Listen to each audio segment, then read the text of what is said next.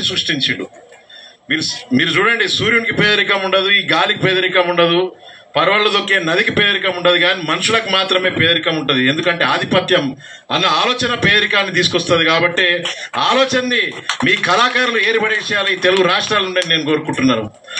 కళాకారులు సృష్టించిన విప్లవంతో ప్రపంచవ్యాప్తంగా నియంత్రణ కూలిపోయారు.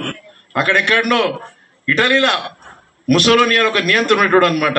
కళాకారులు ఒక పాట వాడిరు. ఇక్కడ బెల్లాసియా అని ఒక పాట. ఆ పాటను అందుకొని వరి చేనులలో పనిచేసే ప్రతి మహిళ కూడా పనిచేసుకుంటా ఆ పాట పాడుకుంటా, అంటే మేము ఈ నియంతృత్వం, హిట్లర్ నియంతృత్వం, ముసోలిని నియంతృత్వాన్ని కూలగొట్టడానికి మేము పోతున్నాం, తిరిగి రామని వాళ్ళు పాట వాడటతోటి ఇటలీ నుండి ఆ ముసోలిని సైన్యాన్ని, హిట్లర్ సైన్యాన్ని నిలగొట్టేసారు అనమాట. అంటే ఆధిపత్యం అన్న ఆలోచనని మీ గొంతు ద్వారా చంపిన రోజే ఈ పేదరికం మీ నుండే కాదు, ఈ తెలుగు రాష్ట్రాల నుండి పోతుంది. సుభాష్ చంద్రబోస్ ఒక సైన్యాన్ని తయారు చేసిండు, మొత్తం తిరిగిండు, ఆయన ప్రపంచం అంతా తిరిగిండు. సుభాష్ చంద్రబోస్ హిట్లర్ని కూడా కలిసిండు. ఈ దేశ ప్రజల కోసం ఒక సైన్యం తయారు చేయాలి.